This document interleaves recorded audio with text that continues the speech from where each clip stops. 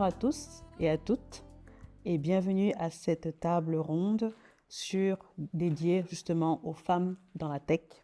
Aujourd'hui, nous allons explorer les défis et les opportunités que les femmes des minorités visibles ont dans le domaine corporatif en règle générale et surtout le domaine de la technologie.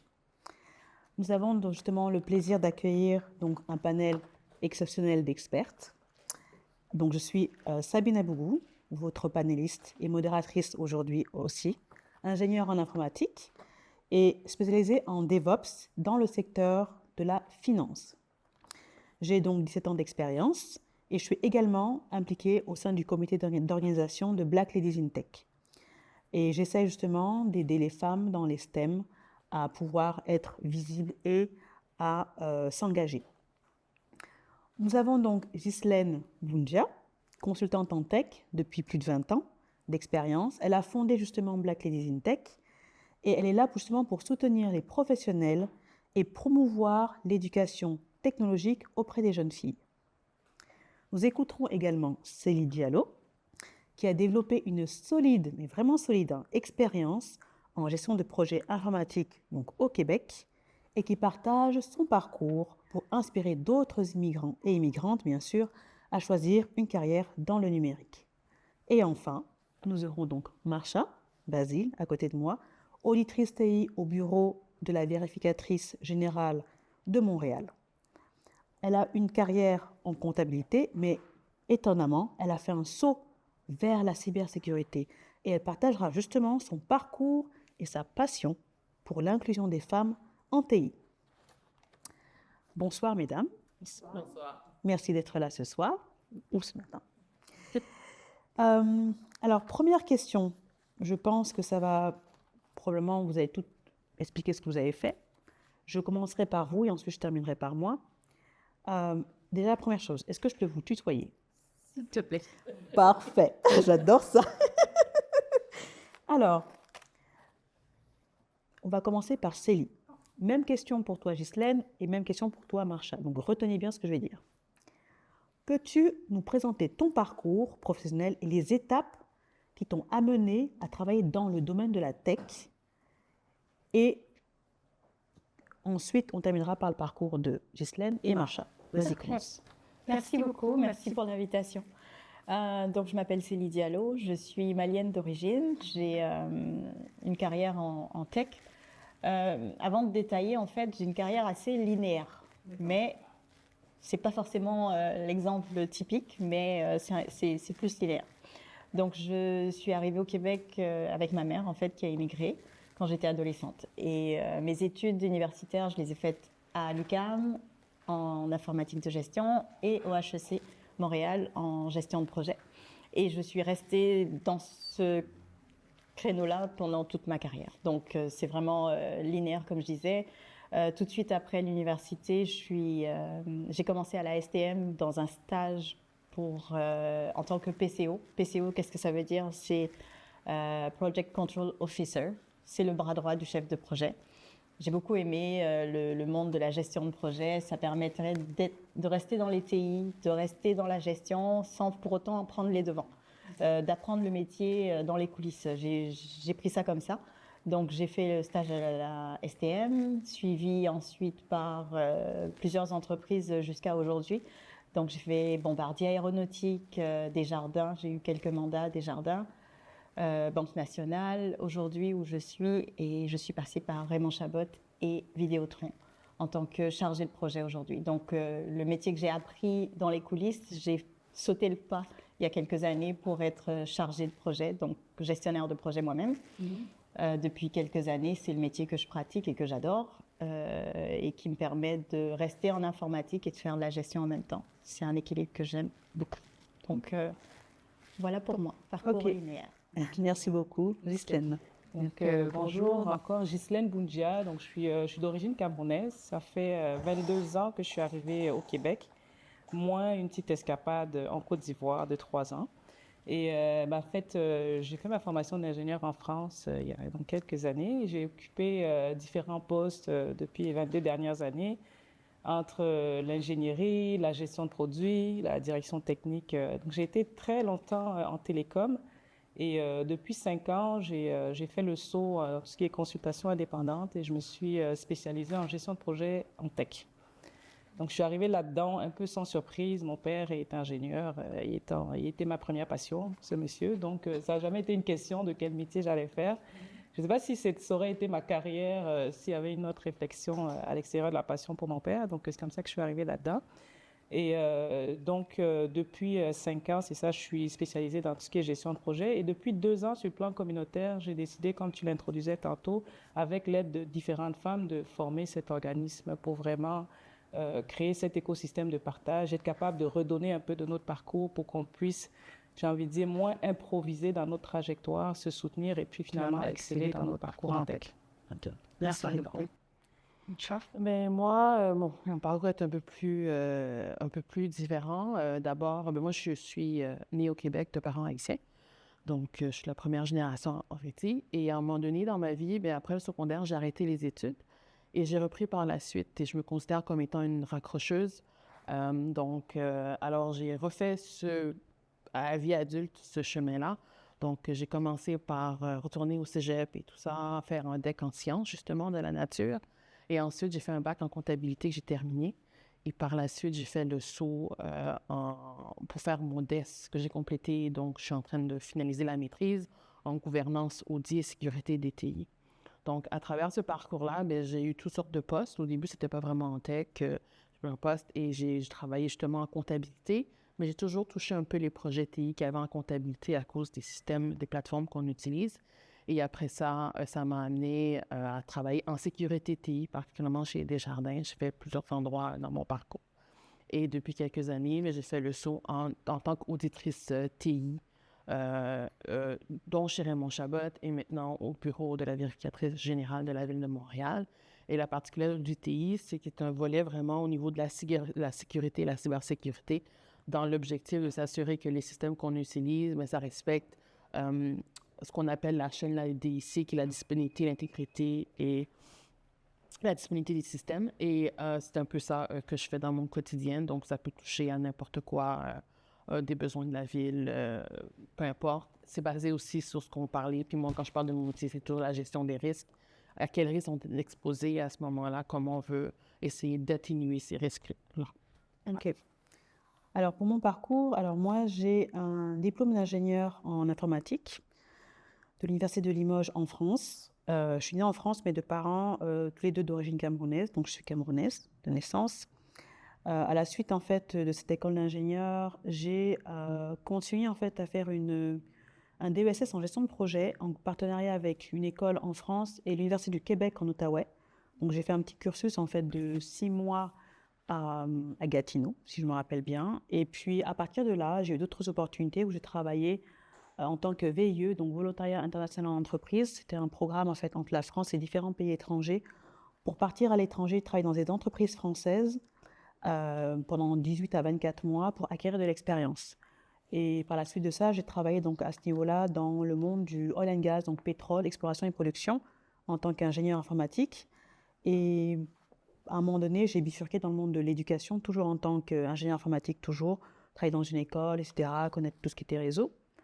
Et par-delà, suite à mes parcours même personnels, professionnels, j'ai voulu émigrer au Canada. Et j'ai essentiellement travaillé dans le domaine, en fait, de tout ce qui est banque, finance et investissement. En tant qu'au départ support applicatif, un petit peu de développement et maintenant DevOps, donc senior DevOps, intégration des systèmes, administration. Donc je travaille beaucoup avec les architectes en fait de domaine, les architectes de solutions, les architectes de réseau. Je travaille beaucoup aussi avec la business en règle générale, les gens de la business, les clients. Donc c'est vrai que je suis un peu la middle woman, on dirait. On peut dire un peu comme ça. Donc les gens comptent beaucoup sur moi pour tout ce qui est projet de migration, projet d'infrastructure en règle générale. Ça demande pas mal d'implications, aussi de comprendre et d'avoir une idée un petit peu plus large de tous les systèmes et notamment de ce que je fais actuellement. Maintenant, en tout ce qui concerne le côté, on va dire, implication associative, je fais partie du comité maintenant de Black Ladies in Tech auprès de Ghislaine parce que ça me tient à cœur justement de transmettre justement auprès de la relève des jeunes femmes, des minorités visibles, parce que pour moi, je pense qu'en arrivant à un certain âge, on a besoin de transmettre, on a besoin de créer la relève. Et je pense que ce que toute personne qui arrive à un moment donné à des postes ou à un niveau a envie de faire. Et voilà, c'est justement ma mission. Donc, voilà pour le parcours. Alors, allons pour la suite, le fun. Alors, avant de poser en fait la prochaine question, mesdames,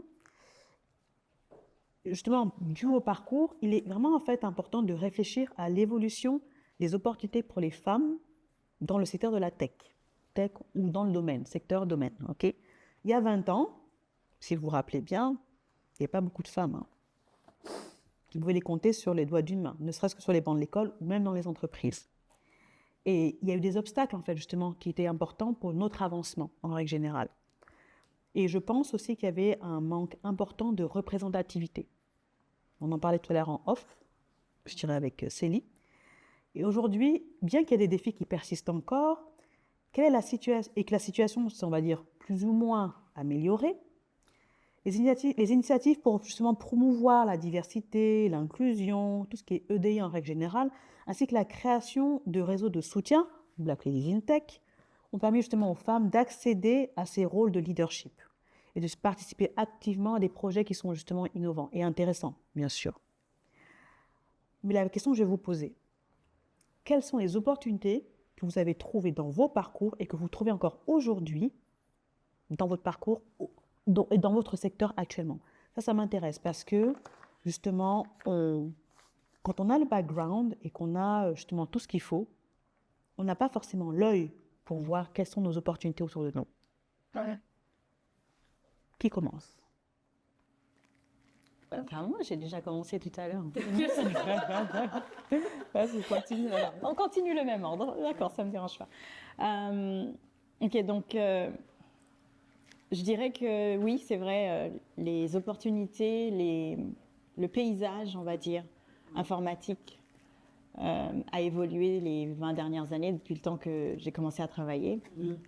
Et si c'est arrivé, en fait, c'est parce que la place a été faite pour, mais il y a aussi on a peut-être poussé aussi pour se faire notre place. Donc les opportunités, il faut savoir les observer et il faut sauter là-dessus, en fait. Et moi, dans mon parcours, j'ai eu la chance, en fait, toujours d'avoir quelqu'un de l'autre côté qui me donnait cette chance-là pour que je puisse accéder à d'autres postes et avoir la chance d'évoluer dans mon parcours. Mais il faut les deux, en fait, c'est ça que je veux dire. C'est que les opportunités sont certes rares, mais une fois qu'elles sont là, il faut qu'on saute dessus. Il ne faut pas qu'on hésite et qu'on soit nous aussi barrière, en fait, à cette évolution de choses peut-être que j'ai mal compris. Ouais. Est-ce que ça veut dire qu'il faut quelqu'un qui t'aide, un mentor, un coach, un sponsor, quelqu'un qui va justement te voir en fait en toi quelque chose que tu ne vois pas? Parce que je pense que c'est une conjoncture en fait. Hein. Ouais, des fois, il faut taper à la porte aussi. Okay. Il faut la créer, l'opportunité. Donc, je sais que dans ma carrière, c'est arrivé à quelques reprises que ce soit moi qui suis allée vers des gens en disant ben, j'ai telle expérience, puis je veux évoluer vers tel rôle, donnez-moi ma chance. Et puis, et ensuite, bon, c'est à l'autre côté de jouer. Donc, il ne faut pas forcément être passif. Aujourd'hui, avec les réseaux, on a quand même la connaissance et l'accès, par exemple, dans des réseaux comme LinkedIn, à un bassin de personnes. Oui. Donc, si on est intéressé par quelque chose, moi, je dirais qu'il faut aller chercher créer sa chance un peu. Après, bon, les choses arrivent ou elles n'arrivent pas, puis il ne faut pas se décourager, mais il faut aussi pousser un petit peu pour s'exposer et dire qu'on peut faire les choses. Je vais ajouter quand même qu'on n'est pas parfaite et que malgré... on a de moins en moins aussi le fardeau de la perfection. Du fait de dire je suis tellement parfaite, il faut que ce soit moi qui fasse ce rôle. Je trouve qu'avec le changement dans le bassin de gens qui sont en tech, il y a de moins en moins cette espèce d'esprit qu'il faut que je sois complètement parfaite pour que ça fitte, et tant mieux. Mais créons quand même les opportunités, ouvrons les portes, cognons aux portes et puis allons-y. Je vais ajouter 3 choses que je voulais dire, Fernande, pour ça. C'est les opportunités qui sont plus annexes. Ce que m'a apporté la tech. OK. Ou la carrière en tech. C'est une rémunération intéressante, c'est quand même un domaine qui reste bien payé. Le privilège de pouvoir travailler à distance, ça, je peux juste mentionner que c'est une chance comparé à d'autres domaines. La pandémie nous en a fait la preuve qu'on a réussi à garder notre stabilité d'emploi malgré un contexte très difficile. Donc, ça a été une chance pour nous de travailler dans ce domaine-là. Puis je rajouterais qu'il y a quand même la liberté aussi dans tout ça, là, même si il y a des contraintes, mais franchement, c'est une chance de travailler dans cette industrie-là. Pour moi, en tout cas, c'est comme ça que je le vois. C'est ma réponse. Moi, je vais apporter une perspective particulière, là, la perspective de l'indépendance en tant que consultante. Okay? J'ai eu la chance de vivre, prendre des séjours temporaires dans différents pays. Et je trouve qu'on est très choyé en Amérique du Nord, au Canada en particulier, d'être capable, dans cette industrie-là, d'avoir l'opportunité d'avoir des tarifs horaires qui sont extrêmement élevés, proches des fois de certains médecins pour des métiers qui sont équivalents. Voilà. Donc, je trouve que c'est vraiment un privilège. C'est une particularité en France, ce n'est absolument pas le cas. Peut-être freelancer, vous n'êtes pas autant rémunéré. En Allemagne, dans plusieurs pays où j'ai été en Afrique. Voilà. Donc, pour moi, le fait récemment, parce que malgré mes 22 ans de carrière, ça fait juste 5 ans que je suis indépendant, c'est vraiment un levier très puissant d'autonomie financière. Ça dit que vous êtes capable vraiment d'accélérer le moment où vous atteignez cette liberté-là. Sur le plan plus personnel, intime, je dirais que pour nous, immigrants, d'arriver enfin à se dire que j'ai un savoir-faire, je suis finalement au courant que j'ai un savoir-faire qui a de la valeur parce que, en tant que, après avoir manqué 4, 5, 6 promotions, on ne sait pas en fait la valeur qu'on a, on ne sait pas ce qu'on apporte dans les entreprises. Donc, comme consultante, de savoir, ce choix-là, ça implique que vous savez finalement que vous avez une valeur, que vous avez un savoir-faire, parce que, by the way, il y a des gens qui l'achètent à un prix assez élevé. Donc, je vais parler de liberté financière, je vais parler donc, de shift de mindset, d'avoir confiance en soi, de savoir qui on est. Puis finalement, petit clin d'œil à Black Ladies in Tech, mais aussi d'autres associations dans lesquelles je me suis impliquée depuis que j'étais plus jeune, c'est la capacité de redonner, parce que pyramide de Maslow, on a fini de manger, de communauté, d'avoir l'estime de soi, on redonne. Donc la tech, le privilège d'avoir des rémunérations intéressantes sur ces métiers-là au Canada, en choisissant d'être autonome, et finalement une capacité à redonner ou à réinvestir dans toute autre chose qui peut nous tenir à cœur. Ça peut être nos familles, moi c'est la communauté. Et donc c'est un beau cadeau que la tech m'a fait aujourd'hui, avec le recul. Merci. Enchaîne. Moi, avec mon parcours, puis ça rejoint un peu ce que je viens de dire, puis un peu ce que Célie a dit aussi, c'est que moi aussi, c'était un de mes objectifs que je me dirais quand je passais du côté de la tech ou la cybersécurité, parce qu'à un moment donné, il y avait plusieurs opportunités, je n'avais pas encore choisi ce que j'allais. Je me suis dit que c'était important pour moi de redonner, justement, d'être une représentante de ce que c'est, parce qu'on est encore vraiment très peu. Je veux dire, on n'est pas beaucoup. Et ce sont justement des emplois intéressants, des rémunérations intéressantes, une certaine liberté qu'on a aussi.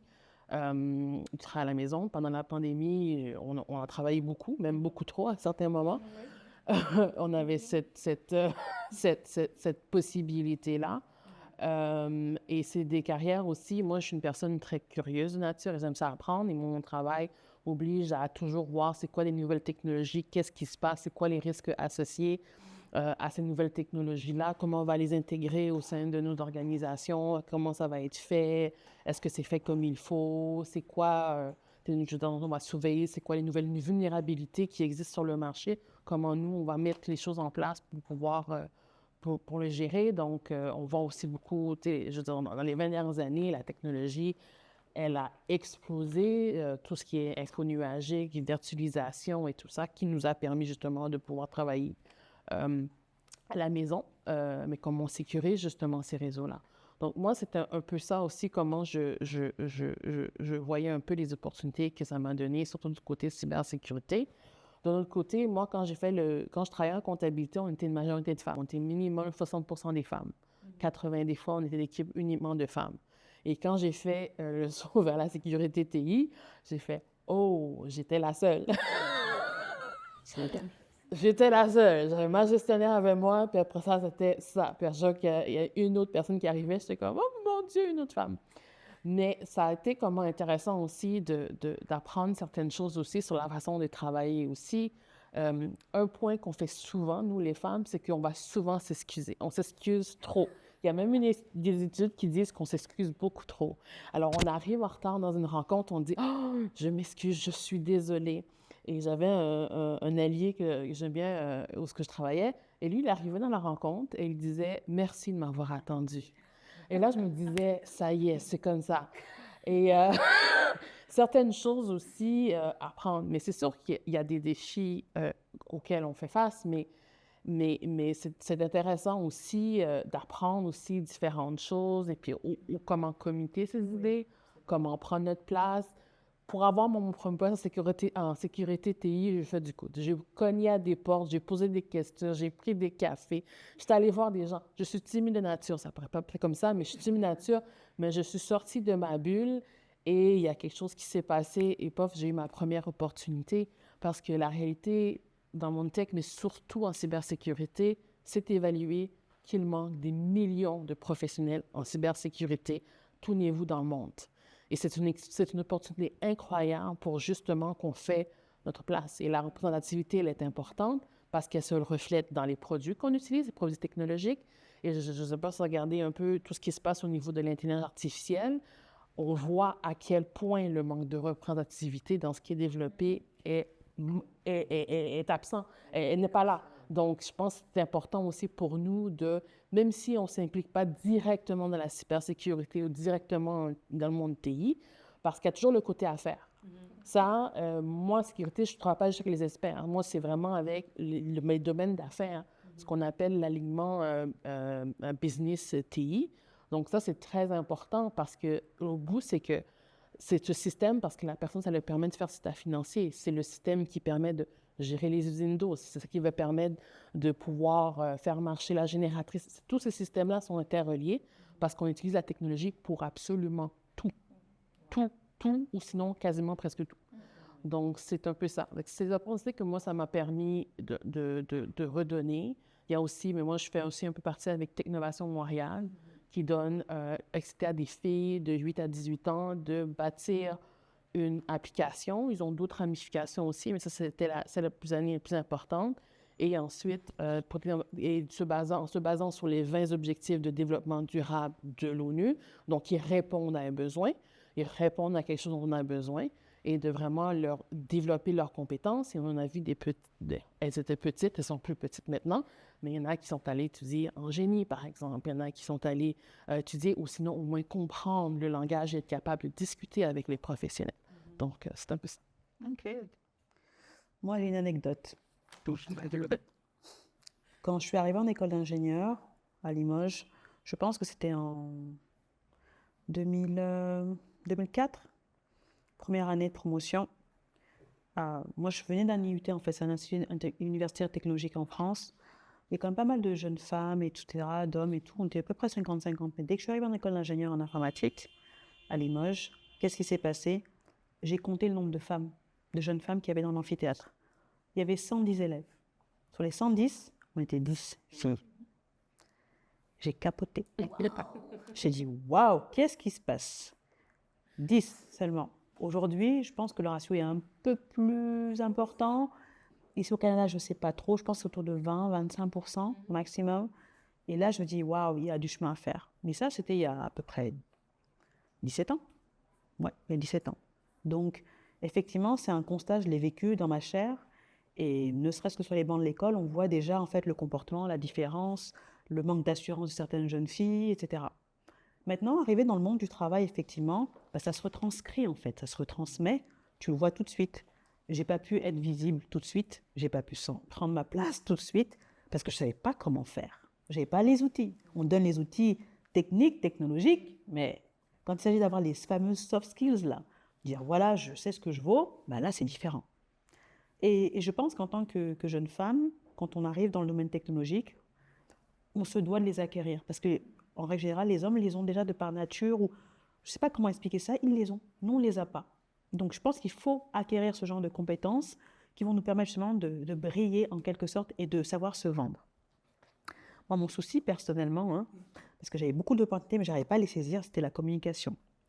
Et je me suis dit, il faut que je sache communiquer mes idées. Il faut que je sache montrer ce que j'ai fait, qui était vraiment parfait, qui était bon. Mais à un moment donné, les gens s'assoyaient dessus, en fait, tout simplement. Et à plusieurs reprises.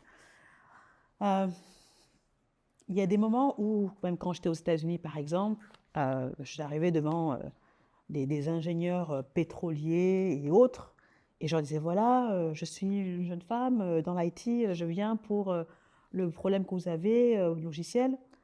Ils me disaient, est-ce que vous êtes sûr que c'est vous? Je dis, oui, c'est moi. J'ai été une jeune femme noire aux États-Unis, à Houston, au Texas, de 26 ans. Et les gens ne comprenaient pas ce qui se passait. Ils disaient, c'est pas normal. Ils voulaient être sûrs. Ils appelaient mon boss pour être sûrs que c'est bien Sabine. Je dis, oui, oui, c'est elle. Donc déjà, il y avait cette barrière-là de préjugés, de biais inconscients. Donc déjà, il fallait que je montre 2 fois plus que j'étais compétente. À partir de là, il fallait que je montre que j'étais compétente, mais que je montre mon travail et que je sache m'exprimer. Donc, les opportunités, même si tu es préparé technologiquement, ton savoir-faire, il y a aussi le savoir-être. Et ça, là, c'est crucial. Ah oui, je ne sais pas comment vous dire, je pense que vous comprenez, c'est crucial. Le savoir-être est crucial, la manière dont on se comporte, ce que l'on dit, comment on va présenter le travail que l'on a accompli. Parce que ça m'est arrivé plusieurs fois, à différentes occasions, de faire un travail parfait et qu'un de mes collègues arrive à New York et se dise « Ok, c'est moi qui l'ai fait », devant tout le monde, lui-même. Je dis « Waouh !» J'étais estomaquée, j'étais en pleine réunion, je le vois, je me dis « Mais il est en train de voler mon travail, là, J'étais sans voix. Oui, oui, oui. J'étais sans voix. Et ça arrive. Et ça arrive. Et je me dis, mais comment je peux faire là aujourd'hui pour montrer ce que j'ai fait et taper du poing sur la table quand je dis, OK, je l'ai fait parfaitement, mais il faut que ça soit visible. Parce que c'est un problème, hein, en règle générale. Et des fois aussi, si justement, de façon figurative, de faire le point sur la table, on va nous dire, on est trop agressif. Mais comment justement montrer qu'on est ferme et en même temps, mais c'est ça. Donc, c'est ça. C'est pour pouvoir justement, pour rejoindre un peu ce que vous dites, pour pouvoir saisir les opportunités, il faut savoir en fait être visible, savoir se vendre et taper du poing sur la table. Ça en fait aussi partie. Il est justement essentiel de reconnaître ce qui rend les femmes en tech uniques, comme nous toutes. Notre diversité d'expériences et nos perspectives enrichissent justement le secteur et ça favorise donc l'innovation, la créativité. Les femmes apportent souvent une approche collaborative et empathique. Et je pense qu'on peut transformer la dynamique de certaines équipes et des projets. En plus de notre présence, on contribue justement à inspirer donc la prochaine génération de femmes dans les STEM. En tant que femme issue de minorités visibles, qu'est-ce qui vous rend unique dans votre métier en tech ? Qu'est-ce qui vous rend unique en tant que tel aujourd'hui? c'est lourd. Ouais, je sais. Ah, je sais que c'est lourd, je sais, c'est une excellente question. Ouais. Qu'est-ce qui te rend unique, toi, Céline? Je pense que chacun a son parcours et son expérience, là, mais ce qui Si on fait devait que... te définir là aujourd'hui, Céline, là, franchement, c'est parce qu'elle est comme ça qu'elle est unique et on veut la prendre aujourd'hui. Moi, c'est la com. Moi, j'aime régler les bisbilles. Ok. Donc, en dehors des problèmes techniques qu'il peut y avoir dans un projet, qui sont plus des nœuds et là pour lesquels je peux rien faire d'autre que de me tourner vers les gens techniques comme toi pour dire bon, ben, qu'est-ce qu'on fait, comment on règle les choses. Des fois, il y a des problèmes qui sont plus humains. Ok. Et de ce côté-là, je pense que j'ai une force de ce côté-là de, comme tu disais, avoir de l'empathie, déposer un peu les choses, les dire aussi, les nommer, pour dire, OK, on a un souci à ce niveau-là, est-ce qu'on peut le régler? Donc oui, moi je dirais que mon unicité, s'il y en avait une, ce serait ça. Ce serait de mettre le doigt sur le bobo, l'éléphant dans la pièce dont personne ne veut parler, puis de dire, OK, ben on va parler aujourd'hui, là, puis créer le contexte aussi pour, là, peut-être pas forcément en grand comité, mais trouver les astuces pour permettre aux gens de travailler mieux ensemble, parce qu'on a beau être dans un milieu tech, on est quand même des humains et il nous reste encore des problèmes humains à régler. qui sont des facteurs qui peuvent enliser certains projets parfois, donc à ne pas négliger. Et c'est sur ces choses-là, des fois, que je peux travailler, ou juste flipper une situation pour repenser le problème dans un autre sens pour voir si on peut trouver une solution. Donc, tu faisais part de créativité ou de choses comme ça, dire, bon, ça n'a pas marché, on a essayé ça, qu'est-ce qu'on fait demain pour ce projet-là? Et on met tout à plat, on met tout le monde dans une salle, on arrête tout. Et on essaie de régler ce problème. Même s'il y a du bruit autour, parce que souvent, il faut le dire, là, il y a de la pression de régler le problème pour arriver dans les deadlines et dans les délais. Donc oui, mon rôle, c'est de faire en sorte que l'équipe puisse continuer à travailler sans ce bruit, malgré des fois des situations qui sont stressantes, et de dire, bon, vous, concentrez-vous sur régler le problème. Moi, j'essaie d'enlever le bruit et de le gérer pour que vous ayez le temps de résoudre le problème, parce qu'à la base, il n'y a pas de projet si vous ne travaillez pas bien ensemble, il n'y a pas de projet si vous réalisez pas vous trouvez pas le problème et le résoudre techniquement. Donc, ce serait comme ça que je verrais. OK, bon. Ben moi, je dirais, cette question-là, moi, je pense que c'est vraiment la communication comme Célie, mais aussi la vulgarisation. OK. Parce que moi, je vais arriver pour dire, écoute, nous, on a fait, par exemple, des tests d'intrusion, on a identifié tel problème. Puis, à un moment donné, c'est de parler aux régisseurs, de dire, vous devez trouver une solution pour régler ce problème-là. Nous, on fait des recommandations. On ne leur dit pas comment faire, mais on leur fait des recommandations. Pour vous assurer d'avoir un système assez sécure, on vous recommande de on vous recommande de prendre des actions pour réduire ce risque-là. Mais c'est de comprendre aussi, c'est que, surtout quand je suis arrivée en TI et je travaillais sur une gestion de risque qui s'appelle, on appelle ça l'informatique fantôme ou le shadow IT. Grosso modo, c'est quand les gens utilisent des technologies qui n'ont pas été approuvées par les TI. Okay. Puis ça met à risque. Puis là, on parle aussi, dans vos lieux, tout ce qui est sensibilisation, information confidentielle et tout ce genre de choses dont on parle beaucoup, dont par exemple à l'O25 récemment, tout ce qu'on parle aussi quand les systèmes sont attaqués, tout ça, c'est de justement bâtir des structures sécurisées pour essayer de minimiser. Malheureusement, il n'y a pas de risque zéro, mais de minimiser tout ça. Mais nous, on arrive, on va dire ça au secteur d'affaires, ou quand je travaille chez Raymond Chabot, à des clients externes. Mais eux, ce qu'ils font, les gens à qui on parle, c'est pas leur quotidien. Tu sais, le directeur des finances, là, lui... C'est pas leur langage. Là. Exactement, c'est pas leur langage, juste s'occuper des finances. Ouais. Et j'ai toujours essayé de faire en sorte pour essayer de le vulgariser et de le dire et de comprendre leur réalité, de comprendre la réalité d'affaires. Parce que je me souviens quand on travaillait pour essayer de gérer l'informatique fantôme,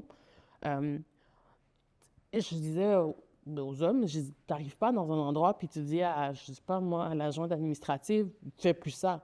Je veux dire, déjà de lui dire ça, la personne, elle va se braquer. Oui. Mais là, si tu t'assois, tu es contre sa réalité, puis dire, OK, comment on pourrait trouver quelque chose ensemble pour pouvoir que tu continues à utiliser cet outil-là, et puis nous, on est capable de le sécuriser, ou est-ce que tu es conscient des risques et tout ça? J'ai toujours rappelé que nous, on est des experts TI. On n'est pas des experts marketing, on n'est pas des experts ressources humaines, etc. Et ces gens-là ont besoin de ces outils-là, et il y a des milliers d'outils, et avec l'accès à Internet qui sort tous les jours aussi. Donc, eux sont mis placés pour savoir si ils peuvent l'utiliser. Et une des conséquences de Shadow IT, c'est de se retrouver, l'informatique fantôme, c'est de se retrouver à utiliser des solutions qui sont pas bonnes pour eux. Donc, qu'est-ce qu'ils vont faire? Ils vont trouver une autre solution. Sans compter que ça peut être frauduleux. Hein. Exactement. Ouais, ça peut mettre en péril aussi la sécurité de l'entreprise. Exactement. Donc, c'est de se dire que la sécurité, comme on dit maintenant, un peu plus, mais on commence à le voir aussi dans le sens que la sécurité, c'est tout. À la télévision, maintenant, la Banque Royale fait... ou même Desjardins, des genres de capsules de sensibilisation pour dire si vous avez un appel, quelqu'un vous appelle, vous demande vos informations personnelles. J'en ai fait un il n'y a pas très longtemps. Ça m'a pris 1 heure. Exactement. Mais bon, il fallait que je le fasse, c'était obligatoire, même si c'est chaque fois, tous les 3 mois. Mais c'est important ce que tu dis, parce qu'au final, on est tous humains. Ça nous arrive souvent de recevoir des appels frauduleux, etc. Puis on ne se rend pas compte. Récemment, ils font même ils t'envoient des emails. Dire, ouais, c'est Microsoft, il faut que vous ayez à changer votre mot de passe. Je dis, attention, c'est un piège ou c'est pas un piège? Ben exactement, je dirais son appel, quelqu'un qui prétendait être Microsoft, qu'il avait découvert que sur mon ordinateur, il y avait un problème. C'est ça. On est 3 à la maison, puis en plus, c'était 7 heures le matin. Oui. Moi, je n'ai pas pensé. Moi, j'étais dans un mode, il faut préparer les enfants, il faut partir. Et c'est mon mari qui m'a dit, non, raccroche.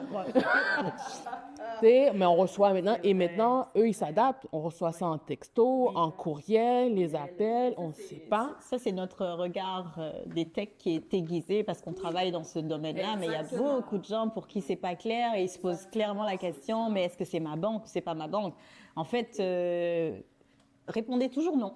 Raccrochez. Parce que si c'est vraiment la banque, ben, ils vont vous rappeler, ils vont trouver un autre moyen de vous rejoindre. Mais vous appelez à cette heure pour vous dire changez votre mot de passe, répondez à la base toujours non. Ok, donc je retiens. Gestion des conflits, vulgarisation. Ghislaine, toi, c'est quoi? La question, ce qu'on apporte de particulier. OK. Plusieurs choses. Je les ai entendues sur cette question, sur les précédentes. Marshall, tantôt, a parlé de la capacité à concevoir des systèmes en tenant compte que, by the way, on est femmes et noirs. Donc ça, puis encore une fois, moi, j'ai un souci avec les organisations par rapport à cette question-là. On est toujours dans la perspective qu'on est là pour servir les organisations, d'accord? Donc, Marshall, son point, il y a quelques minutes, c'était de dire, en tant que femme, en tant que noire, dans ma job de conceptrice, ben, je vais m'assurer que l'application est conçue pour... Et là, on est toujours dans l'objectif qu'on conçoit un produit qui va être vendu. Donc, by the way, messieurs de l'entreprise, si vous oubliez les femmes, ben, vous allez probablement perdre un marché. Donc, travailler à contrer les biais systémiques, je pense que c'est quelque chose d'unique, de particulier qu'on apporte dans les rôles en tech.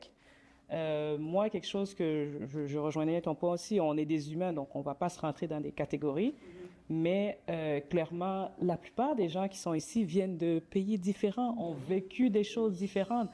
Et c'est une richesse pour les entreprises. Et là où je dis que j'ai un problème, c'est que souvent, on va voir, oui, il y a la diversité. Tantôt, tu disais, dans l'organisation où tu es présentement, on est dans les couloirs, il y a la couleur, mais est-ce que vous écoutez? Est-ce que vous exploitez ces différences-là? Moi, Sabine, on a tous au moins 3-4 pays où on a travaillé, où on a appris des choses, et pas seulement en tant qu'employé, mais en tant que citoyen de ces endroits-là. Donc, je donne plusieurs exemples. J'ai été 10 ans chef de produit. Donc, je suis dans une boîte, on ne nommera pas. Je leur dis, écoutez, moi, j'ai été en France, puis il y a des chaînes africaines. Ils ont commencé à concevoir et vendre des chaînes africaines. Ça fait un carton, Orange fait plein d'argent avec Free. Est-ce que ça vous tenterait d'étudier le marché ici? Parce que vous allez mettre en place un package, puis by the way, ces communautés noires vont venir pour la télé, mais ils vont peut-être transmettre l'Internet. Ah, de chaîne télé, tu veux dire? Voilà. Okay. Non, pas sûr, machin. Non, mais est-ce que vous voulez? Donc, je pense que l'initiative n'a absolument pas été réfléchie ni prise en compte, mais ce qu'on apporte, encore une fois, c'est des expériences d'autre part qui peuvent être génératrices de beaucoup pour les entreprises. J'ai eu des cas pareils encore, j'étais chef de produit dans une autre boîte. Ils voulaient mettre en place pour 10-15 millions un produit de vidéocommunication. Je dis, non, moi je suis une Africaine. Nos parents, nos grands-parents, ils utilisent Skype. À l'époque, c'était Skype, il n'y avait pas encore WhatsApp. Oubliez ça, mettons pas d'argent là-dedans. Oui, mettons pas d'argent là-dedans. Mais ça, il faut être quelqu'un qui vient d'ailleurs, qui connaît un peu ces applications à l'époque sous-utilisées, etc. Donc, bref, ce qu'on apporte, je dirais, c'est notre parcours, c'est nos origines, les expériences, les voyages, etc. Et je trouve ça vraiment, vraiment dommage que très souvent, c'est pas utilisé, c'est pas exploité. Et puis... Et c'est comme s'ils font l'impasse dessus, ou alors c'est parce que peut-être on ne le vivent pas, ou ils sont peut-être passés pas par là, mais c'est aussi à nous de pouvoir le dire et dire, OK, j'ai quelque chose à apporter de par mon expérience, de par mon parcours. OK, donc je retiens gestion de conflit, vulgarisation, parcours, etc. Moi, je pense que c'est plus à chaque problème, une solution. On m'appelle la magicienne. C'est pas pour rien. Non, mais c'est vrai. Je pense que peut-être je suis devin ou quoi exactement là, mais j'arrive à entrevoir en fait quand le problème est arrivé. Quand ça arrive, je dis, voilà, je vous avais dit. Mais en règle générale, je dis, OK, vous savez quoi, il y a une solution. Donc, je suis solution-oriented en règle générale. Donc, quand il y a un gros problème, un gros challenge, on dit, on va faire appel à Sabine. Et quand j'ai mis en place cette solution-là, tout le monde est au courant. D'autres départements disent « Ah ouais, on a entendu que Sabine avait fait ça, etc. » C'est ça. Moi, mon unicité, c'est ça. C'est-à-dire que je suis quelqu'un qui est totalement orienté solution. Quand je vois un problème, je dis « Ok, c'est un beau challenge. Je sais que je vais y arriver. » Je prends tous les outils que j'ai en main justement pour pouvoir justement arriver à cette solution-là, faire en sorte qu'elle soit pérenne et ensuite la partager. Parce qu'il y en a qui aiment bien garder la connaissance pour eux, hein? Vous connaissez? Ouais, je suis plus fort, je ne partage pas la connaissance parce que je veux pouvoir avancer dans la promotion, etc. Non, le but, c'est pas ça. Le but, c'est de partager justement. Tu as une solution, tu la partages parce que ça peut bénéficier justement à tout le monde, que ce soit les gens de la tech, du business, etc. Donc, je pense que moi, c'est cette unicité que j'ai et que j'essaie justement de développer, de transmettre avec mes enfants, en règle générale. Que tu as une solution, partage. Ça peut bénéficier à tout le monde. Tu sais pas. Tu sais vraiment pas. Et je pense qu'une combinaison de tout ça, là, ça peut faire justement qu'on ait des professionnels accomplis. Et voilà, honnêtement, on a beaucoup à donner. C'est tout ce que je peux dire. Tout à fait d'accord. Mais j'aimerais surtout en fait partager un constat qui souligne l'importance de notre discussion. En 2024, de ce que j'ai pu voir en ligne, il y a seulement 28% des professionnels qui travaillent dans le domaine des STEM. OK? Sciences, technologies, ingénierie et mathématiques, pour ceux qui ne le savent pas. Et en général, ce sont des femmes. Donc, je vous disais, il y a 20 ans, c'était 10%, aujourd'hui, c'est 28%. Voilà, un petit progrès. Hein? Mais cette statistique, je pense qu'elle met en lumière des défis que rencontrent les femmes dans ces secteurs-là, et notamment issus de la minorité visible. Donc, comment est-ce que vous, toutes, vous vivez le fait d'être une minorité dans ce domaine-là, notamment toi, c'est dans la gestion de projet, Gisèle en tant que consultante, Marcham en tant qu'auditrice. J'aimerais que vous nous donniez en fait des chiffres de combien il y a de femmes dans vos secteurs, de femmes noires, hein, je dis bien, hein, d'accord? Et quels sont les défis que vous avez rencontrés et comment vous percevez, alors je ne dis pas le regard des autres, hommes comme femmes. Oh là là. Ouais, je sais, c'est lourd. En fait, ok, donc il y a beaucoup de challenges. Il y a beaucoup de challenges. Et je pense que le principal qu'on partage toutes, j'ai pas besoin de savoir ce que vous avez noté là, c'est on ne nous entend pas. Oui. Ouais. Il faut qu'on répète, il faut qu'on le redise. On a l'impression qu'on l'a déjà dit ça. Pourquoi est-ce que maintenant c'est une nouveauté? Ça fait 3 jours, ça fait une semaine que je dis ça. Donc le fait de ne pas se faire entendre, ça c'est une réalité. Donc là, comment je contre ça? Moi, c'est par la préparation quand je peux le plus. Là, c'est de dire, ok, je vais préparer le dossier le mieux possible, l'emballer le mieux possible pour qu'il soit entendu. Mais vraiment, c'est un challenge dans les réunions, dans toutes sortes de choses, de se faire entendre. Et des fois, bon, c'est de moins en moins vrai, là, l'interruption qu'on a. Quand on commence à parler, quelqu'un vient nous couper parce que c'est pas important ce qu'on vient de dire. Là, ça, je trouve que ça va de mieux en mieux. Mais on se fait interrompre. Mais justement, je vais répondre, est-ce que ça va de mieux en mieux parce que maintenant tu as une certaine expérience ou alors au début tu sentais quand tu venais de commencer qu'on t'interrompait beaucoup plus? Je pense que je peux pas dire c'est quoi la raison parce que c'est sûr que quand on vient d'arriver, c'est peut-être un peu plus présent et puis plus on connaît l'audience à laquelle on parle, peut-être moins c'est pertinent, je pourrais pas dire, peut-être que vous avez des exemples, mais de se faire entendre, de faire passer nos idées, ça c'est difficile. Vraiment, ça c'est une réalité aujourd'hui, puis je pense pas que vous le nierez. Un truc que je dis et puis que vous pouvez retenir ou pas là, mais un truc que je donne, c'est moi je refuse, et mes collègues le savent, mais je refuse mordicus de faire quoi que ce soit qui est organiser le party de Noël, commander le café. Il y a un nom pour ça là, j'ai oublié le nom. Je cherche le nom, mais il y a des... Vous voyez de quoi je parle. Alors, mes collègues me connaissent pour ça. Il n'est pas question qu'on ait 2 filles dans l'équipe et que ce soit les 2 filles qui s'occupent d'apporter les croissants puis le café le jour du PI planning. Non. Donc, je suis connue pour... Alors ça, c'est non, non, non, non et non. Donc, je trouve que ça ne nous aide pas quand on se met dans ces positions-là de service. De dire, je vais m'occuper du café, je vais m'occuper de ramasser après la réunion les bouteilles d'eau, je vais m'occuper de rester un peu plus pour faire ci, pour faire ça. Je refuse catégoriquement et je l'exprime et je le dis souvent, et tout le monde le sait. Là. Il y a quelque chose à organiser, messieurs, je vous en prie, allez-y. Donc moi, c'est un des trucs que je trouve qui nous tire dans le pied, dans la position où on se dit qu'on ne se fait pas écouter, on ne se fait pas... Mais dans ce cas, soyons tous à la même échelle et n'encourageons pas le fait de se mettre dans une position de service. Donc, le moins possible, j'essaye de faire ça et donc je trouve que ça m'aide à pas forcément... Voilà. Donc, c'est un petit truc que je vous donne. Évitez de faire ça. Parce que ça vous aide pas dans le fait d'être vu sérieusement. En fait, c'est ça que je veux dire. Mais j'avais lu un article là-dessus qui disait que le fait de faire ces tâches-là, dont le nom m'échappe, mais que ça, non seulement ça nous aide pas dans le carême, c'est même pas reconnu de toute façon. C'est comme si que parce qu'on est femme, c'est littéralement attendu de nous qu'on apporte le café. Là. Alors moi aussi, je refuse de le faire. Oubliez-moi. Si vous le faites, arrêtez. C'est ça. Et je pense que c'est même pas lieu parce que parfois dans les entreprises, il y a des gens qui sont dédiés pour ça. Oui, oui, c'est vrai, c'est vrai, c'est vrai. Ça dépend de la taille de l'entreprise, ça dépend du budget, ça dépend de beaucoup de choses.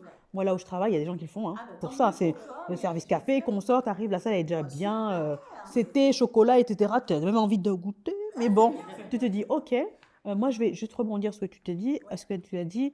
euh, pour moi, le défi, je pense, de mon côté, qu'est-ce qui a vraiment été difficile à mon niveau, euh, c'est vraiment, comment dire, en dehors de pouvoir communiquer et de me rendre visible, euh, c'est vraiment de pouvoir dire, OK, il y a un problème devant tout le monde.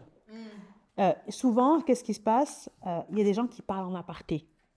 Il y a des groupes qui se forment. Et moi, j'utilise justement l'espace de réunion officielle pour dire, écoutez, ça sent mauvais. Il faut qu'on règle le problème aujourd'hui. Moi, j'aime bien, comme toi, mais moi, je le mets en public. D'accord? Je le mets en public. Et j'adore faire ça. On me dit, ouais, mais il ne faut pas faire ça. Non, je le fais quand même, parce qu'il faut oser. Il faut oser le faire, parce que sinon, le problème ne sera jamais résolu, quoi. Ça sentira toujours mauvais. Et c'est une stratégie aussi. Et en faisant ça, ben, je me rends visible. Et ce qui est bien, parfois, c'est apprécié en fait des gestionnaires, des managers. Parce qu'on se dit, ouf, enfin, ça apporte un vent frais, une nouveauté, plutôt que les gens sont là, raplapla, en train de dire, ouais, ok, je parle dans mon coin, je fais mes petites messes basses à côté, parce que ça avance pas, parce que je veux pourrir l'ambiance, et je suis la dernière roue du carrosse qui tourne à l'envers. Donc, ça ne fait pas avancer les projets technologiques et autres. Moi, je pense que pour pouvoir avancer, il faut régler les problèmes de fond, mais moi, j'aime le faire en public. Parce que quand ça concerne tout le monde, mais quand c'est juste une à deux personnes, pas de problème. Donc, juste la méthode de, ok. Mais quand c'est tout le monde, je tape du poing sur la table. J'ai plus honte de le faire. Ce qui se passait, c'est qu'il y a 10-20 ans, je ne pouvais pas le faire. Parce que je ne me sentais pas légitime. Je n'avais pas suffisamment d'expérience. Il y a aussi ça aussi qui compte. Et au fur et à mesure que tu construis ton expérience professionnelle, etc., bah, tu as plus confiance en toi, donc tu oses beaucoup plus. Tu es plus osé. Ah, merci. Mais moi, je rebondirais sur ce que tu dis, mais moi, comme j'ai changé de carrière et je suis arrivée à un âge un peu plus avancé, c'est quelque chose que je continue encore, d'être un peu plus centrée dans qui je suis et de faire ce que j'ai à faire. Mais moi, j'ai comme un peu vécu l'inverse dans le sens que j'avance, etc. Et à un moment donné, c'est de ne pas être reconnue, de ne pas être vue. Puis à un moment donné, il y a une occasion qui se présente, puis quelqu'un dit « Ah, bien, ça serait le fun que tu fasses genre une conférence. » Et là, je me retourne vers ma gestionnaire, je dis « Bien, je fais la conférence. » Elle me dit « Bien, pourquoi on t'a approché? Pourquoi on fait ça? » Et là, je me suis dit « Ben, je sais pas. » Et finalement, j'ai trouvé un allié qui m'a beaucoup aidée. Et mais même ça, bon, je pense que je n'étais pas tombée sur la bonne personne, c'est un peu retourné contre moi. Dans le sens que là, c'était comme, quand ça faisait son affaire, elle voulait m'utiliser parce que je m'exprime bien, mais quand ça n'avait pas son affaire, ben, il faut que je rappelle que je travaille pour elle. Fait que c'était comme un peu bizarre. C'était comme, ben, veux-tu qu'on me voit seulement quand ça fait ton affaire? Parce que, tu sais, etc. Puis à un moment donné, bon, j'ai commencé à faire comme, bon, on arrête de niaiser avec cette affaire-là, puis j'ai décidé de faire autrement, puis de faire à ma tête. Mais je pense qu'il y a toute cette partie-là qui est un peu plus, difficile, mais justement de faire valoir son point, d'être un peu plus... je me souviens en tant que candidat assertif parce que moi j'arrive aussi avec des recommandations pour dire, moi j'ai vu telle affaire, puis ça ne marche pas, puis on s'attend à ce que tu amènes une solution aussi. Oui. Mais une des choses aussi que j'ai appris aussi, c'est que moi, je ne me laisse pas très impressionnée. Parce que souvent, moi, quand je parlais au gars de TI, quand je travaillais chez Raymond Chabot, puis nous, là, on fait ça de même. Moi, ça ne m'a jamais ému plus que d'autres choses que ça. Fait que moi, ça ne me dérangeait pas. Donc, il y a des clients qui pensaient qu'ils arrivaient, puis moi, je les écoutais, puis je suis comme, très bien, mais moi, moi, je veux telle preuve de ça, tu sais, je le reste... Et là, j'avais du retour de mes gestionnaires qui me disaient « Oh, on aime vraiment travailler avec Marsha, elle est vraiment cool, etc. » Parce que moi, je suis pas là pour juger, etc. Ce que tu fais pas, nous, on doit mettre des recommandations. Moi, c'est mon rôle d'éditrice, mais après ça, ce que vous décidez à faire, ça vous appartient. Fait que ça, je pense que ça m'a toujours aidée. Et j'arrive aussi, comme vous avez pu voir, je ris beaucoup. Donc, je sais que j'arrive un peu plus à détendre l'atmosphère à ce niveau-là. Mais les défis sont multiples, puis je pense, dépendamment, ça peut être avec un individu, ça peut être avec une équipe, ça peut être avec un gestionnaire. Ça dépend sur qui tu tombes, parce que des fois, c'est super bien reçu, puis d'autres personnes sont comme... Ils ne savent pas quoi faire avec toi. C'est comme... Alors, à un moment donné, moi, je me disais, bon, est-ce que j'essaie d'être comme ça, j'essaie d'être comme ça? jusqu'au jour, puis bon, je pense aussi avec l'âge, c'est comme, regarde, je suis comme je suis, OK. et voilà. OK. Bon, Ghislaine, il ne nous reste plus beaucoup de temps. Vas-y. Ben, je vais rebondir un peu sur ce que vous disiez là, mais en fait, ce qui m'a beaucoup marqué, c'était particulièrement dans le parcours avec Black Ladies in Tech, de se rendre compte que oui, il y a des défis extérieurs, oui, des gens, des perceptions, nous laisse pas faire, etc. Mais le gros, en tout cas, mon expérience là vient. Les défis sont vraiment intérieurs. Parce que prendre sa place, là, ça m'appartient là, de dire que là, je lève la voix. Écoute, tu viens de m'interrompre, j'aimerais ça que tu me laisses terminer mon point. Fait que nous-mêmes, on prenne sur nous de savoir prendre notre place, d'avoir confiance, en fait, dans ce qu'on apporte. Moi, je me rappelle, et même de savoir ce qu'on vaut. Je me rappelle, l'un de mes premiers ou deuxième boulots, je ne sais plus, toujours à la Télécom à Montréal, j'ai été tellement contente d'avoir une deuxième entrevue, une opportunité. Je savais même, j'ai même pas pris le temps de bien me renseigner sur ce que le poste pouvait valoir. Donc, j'ai accepté, je crois, un salaire de, je sais pas moi, 50 000 pour me rendre compte, quand j'ai eu le poste, qu'il y avait 90 000 qui étaient budgétés. Mais moi, j'étais bien contente d'avoir 50 000 parce que bah, c'est quand même bien, un salaire de 50 000. Donc, les défis sont intérieurs. Prends le temps de savoir ce que tu vaux. Prends le temps de savoir ce que le marché offre pour ce que tu fais. Prends le temps d'avoir confiance. C'est un VP qui te coupe la parole impoliment. Ben, monsieur, j'ai pas terminé. J'aimerais bien que... Voilà. Fait que je me suis rendu compte que la plupart de ce qui a changé, ben, 80% pourrait venir de nous. Et ce qui est super génial quand on est femme noire, c'est que il y a beaucoup autour de la table, très souvent, des a priori qu'elle ne saura... Elle va pas lever la voix. Elle ne va pas répondre. Je vais prendre son travail, mais 9 chances sur 10 qu'elle ne réponde pas. Mais en fait, dès que tu dis « s'il te plaît », la salle s'arrête. Parce qu'on est les seuls qui peuvent surprendre, parce qu'on sait qu'elle n'a rien dit. J'ai eu plusieurs fois des étiquettes qui m'ont même blessée, mais je l'ai su après. Étiquette de la force tranquille. Ça, j'avais 10-15 ans de carrière. Je suis comme « ah, OK ». Donc, c'est quelqu'un qui livre, mais qui ne parle pas.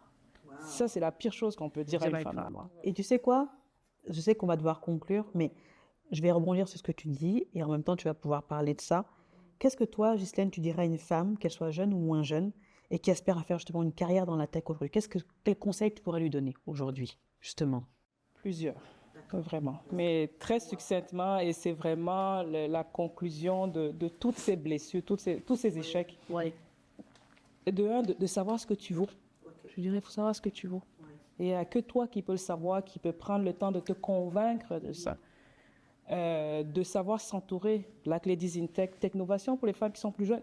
Entoure-toi, rejoins une communauté, rejoins une tante, une sœur qui est dans cette trajectoire que tu es convaincu de vouloir faire.